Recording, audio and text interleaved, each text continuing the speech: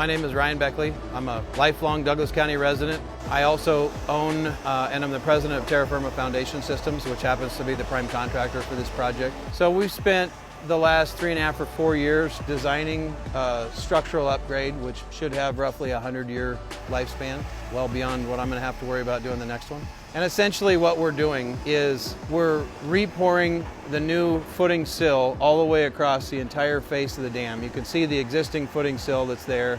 Then you can see the new sections. We've got another section prepared to pour on Saturday. We're installing 109 heavy 1.5-inch grouted rock anchors. Those drill about 10 feet down into bedrock.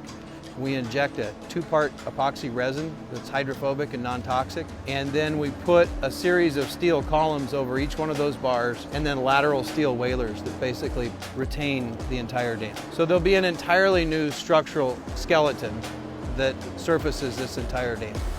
But then another issue came up. Right behind that, if you see where that lumber is stacked up on the back of that right there, that's the auxiliary water intake. There is a big orifice that's there, and there's a 36-inch penstock pipe that drops down, goes underneath of this, and then pops up and fills this cavity underneath the boards right there with water that comes into the ladder. And that just adds, again, more water flow out the ladder to attract more fish. At the upstream side of that, the bottom end of that basically broke out. It wasn't built very well. It broke out and it caused an erosion. That erosion then had water spilling out the bottom side of this. So when we recognized there was an issue, literally the very next day we came out here and we installed a series of heavy belting that we lagged into the wall so that the water hit that and dropped down, which mitigated it really well. That erosion, though, did continue to get worse as we were designing this repair, and part of our project is actually completely mitigating all of that issue, fix all that permanently. So we're piecing apart. We want to leave as much of the original structure as we can and then replace like kind as we can go through there. So this is the auxiliary water access right here. This is really where the majority of the damage was done because there was a pretty large failure in the bottom of the water collection box.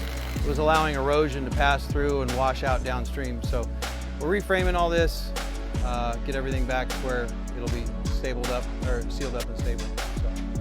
So this area right here, you can see where that beam was impacted and it's knocked down. We're stripping everything away so that we can replace what needs to be replaced.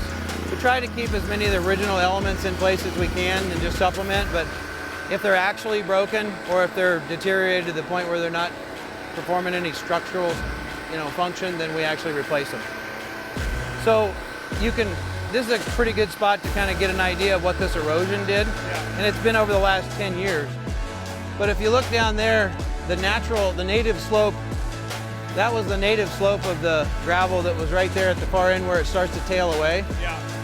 And you see how deep this was washed out right here? Yeah. Well, it was actually washed out all the way underneath of the deck of the dam. So material was actually washing out underneath of it. That might have caused all that. Well, that's what caused some of the surface, the stuff to come through the surface. Okay. So, pursuant to the conversation I had when you first got here, what they are doing right now, according to Greg Hutchko, is they are trying to determine if there's efficacy in this irrigation effort. So we've got 2,700 feet of irrigation line out there that runs all day. Yeah. And the idea would be check the dewater or the area that isn't being irrigated and then check the area that is. If we can find amicetes still living in the watered area, then we know that's an effective tool.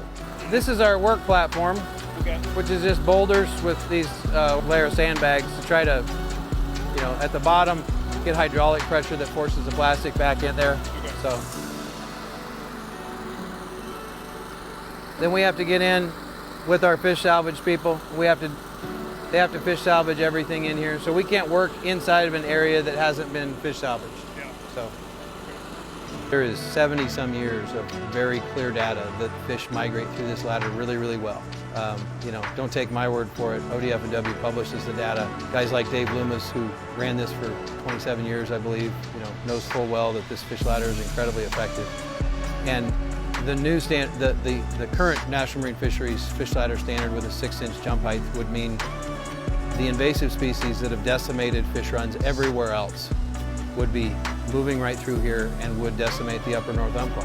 As of today, we are on schedule, if not maybe even edging ahead of schedule a little bit. We've got another pretty big section of concrete that we'll pour on Saturday, and then again pour another one on Monday. But this sill extension gets poured all the way across. So right now, my shirtless guys in the water down there are sealing everything off so that we can dewater everything on the inside of it.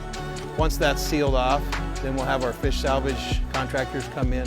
They'll what they call defish that whole area, make sure there's nothing in there. Pump it all the way down, get in, drill in anchors, form it all up, and pour concrete across it. And because it's 105 degrees this week, we're starting at 2 o'clock in the morning and working until 3 or 4 in the afternoon.